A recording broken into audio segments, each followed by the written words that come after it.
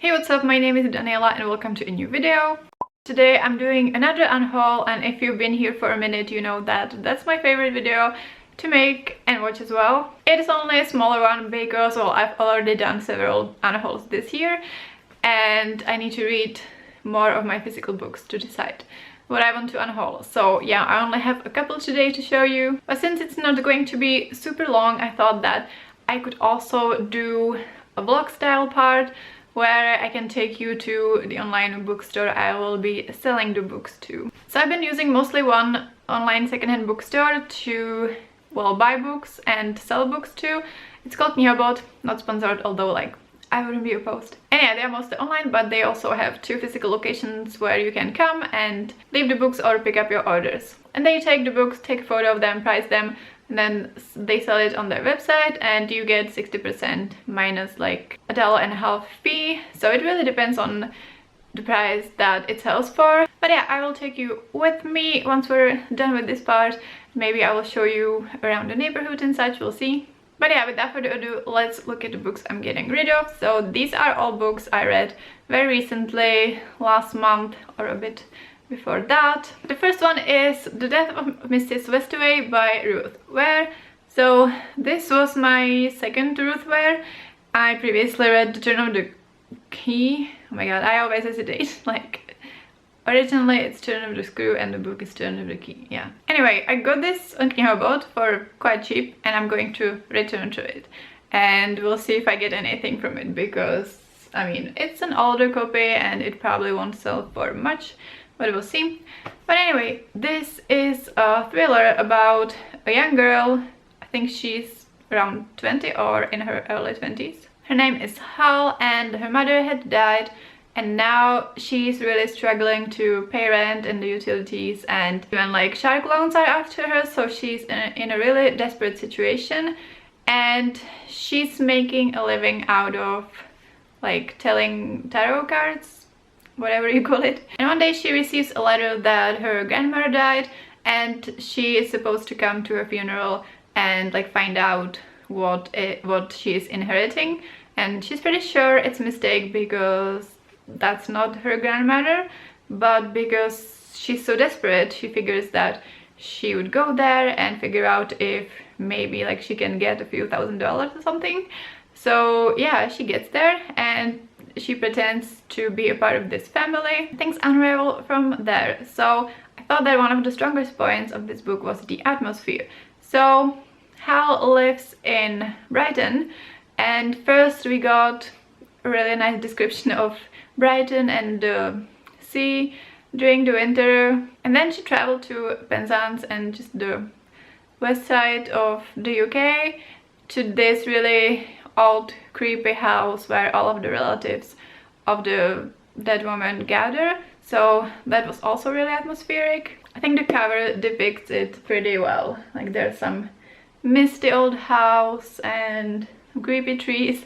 Yeah, it's a pretty good cover. I had a problem with the pacing though. It was way too slow and the story dragged. I don't know how the book managed it, but some of the family relations got a bit confusing, but at the same time the revelation was very heavily hinted throughout the book, so you could see kind of what is coming. The main character was in a really hard situation and she was doing her best, but I kind of lost it with her when like literally some scary loan sharks were after her and she just made £60, and instead of using it for the loans or for some bills, she gave it to charity, which just doesn't make any sense.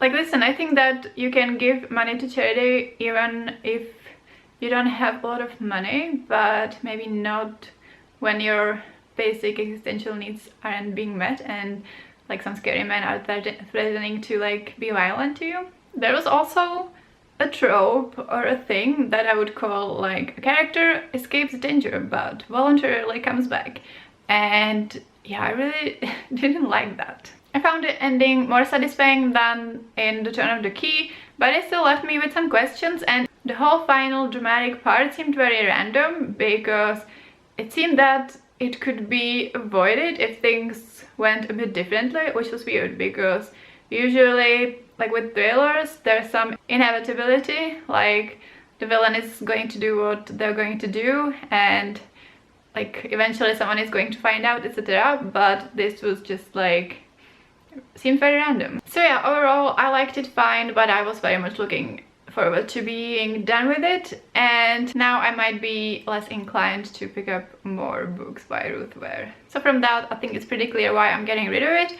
So yeah, I've been intrigued by it for years, and I'm quite glad I read it, but I definitely don't need to own it, and I will never reread it probably. Then I have another thriller, and that's When No One Is Watching by Alyssa Cole. So previously I read a romance book by Alyssa Cole, A Princess in Theory. She writes predominantly romance, and this is her first thriller. So I picked up this book during a reading slump because I thought it was going to be quick and will help me overcome the reading slump, and it wasn't the best choice for that because this is a slower thriller. It's about a girl named Sydney, and she returns to her family home in Brooklyn, and there's currently a pretty drastic gentrification happening, and some really scary, creepy shit keeps happening. So most of the thriller was slower paced, and there was a lot of social issues discussed and history, and then there was a really dramatic part near the end. So even though especially the beginning was quite slow, I got into it and I ended up really enjoying it. I gave it 4 stars. Yeah, by the way, I gave this 3 stars. But yeah, the characters were really good, the plot was interesting, and some of the creepy things I kind of still think about. Yeah, I thought it was really well done. So yeah, I really liked it, but I don't think I will be rereading it, but I'm really looking forward to reading more books by Alyssa Cole. Then I have Horror Store by Grady Hendrix. So this was my first Grady Hendrix book, but also probably my first horror book, adult horror book, because normally I don't read many horrors, but I've been intrigued by this one because it's about a store that is modeled after IKEA, and I thought that was really interesting, and I also like the graphic form. I thought it was a graphic novel, and it's not, but there are some graphic elements. And one day I was at a secondhand bookstore and there was nothing better, so I grabbed it. But yeah, it didn't end up being for me, really. I have a reading log where I was reading it, so you can check out my thoughts there. I thought that the characters were quite flat, and I didn't really click with kind of the humorous style, which was combined with like really creepy and disgusting things happening. So yeah, it wasn't for me. I'm glad I read it, but yeah, I gave it 3 stars and I can get rid of it. And then we already have the final book. Yeah, I told you it's going to be short, and unfortunately that's one of my biggest disappointments of this year, and that's The Midnight Library by Matt Haig. I read a couple of books by Matt Haig and I really enjoyed all of them, and I was really intrigued about this one. I heard people raving about it. It's about a library, it's about mental health, so it just sounded amazing, and I thought I was going to love it, but I really didn't. So this is about a woman called Nora. I think she's 30, and she's depressed, and there's a suicide attempt, and she ends up in a midnight library, which is kind of an in-between place, and from there she can visit her different lives that would happen if she made different choices in life. And in there she meets like her old high school librarian, and unfortunately this character turned to be an insufferable and patronizing character that just repeats some bits of wisdom like a broken record. And listen, I actually read and like self-help books, but the wisdom in this book seemed incredibly corny even to me. One of the biggest problems with this book for me was that the book seemed misaligned with its intended audience. So it's adult and the character is in her 30s. Well, I think she's actually 35. And it read more like a young adult or even a middle grade book at times. So there was that misalignment, but at the same time she was an adult and she was visiting her different lives as an adult, so it wouldn't really work if she wasn't an adult. So the concept just didn't work. There were some relatable parts when it came to the mental health representation, but overall the messages just really didn't work for me. I want to read you some bits because there was just a lot of cringe in this book. So for example, Because Nora, sometimes the only way to learn is to live. Sounds hard. Take a seat. And then my favorite cringy quote from this is, but the sex turned out to be a disappointment. A Kami quote came to her right in the middle of it. That bad? And then just kind of more of the same. I just don't understand life, sulked Nora. You don't have to understand life, you just have to live it. I just really couldn't with it. It was kind of interesting to visit all of her different lives, but yeah, I was glad when I was done with it. I gave it 3 stars and I will be getting rid of it. So yeah, these are the books I'm unhauling, and now let's take a walk and sell these books. Hello, so I have arrived at the city center and I'm going to go to the bookstore, but it's not actually a bookstore, it's only a place where you can pick up books and bring them to sell them. So I actually probably won't film anything in the shop because it's very small and it would be a bit awkward. I mean, it's already a bit awkward filming in public, but whatever.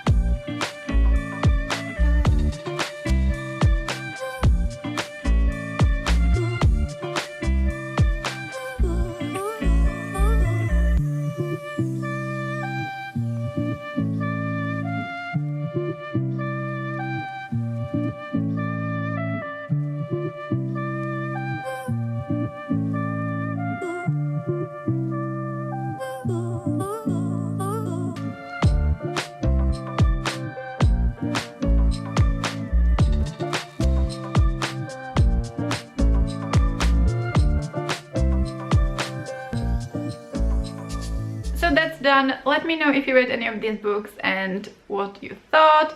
And let me know if you recently unhauled a book, or if you did an unhaul, I would love to see it. If you don't know what to comment, you can just leave me an emoji to let me know you were here. In the description there are links to my social media so you can follow me there. Like this video if you enjoyed it and subscribe to my channel if you want to see more. Thank you so much for watching and I will see you next time. Bye!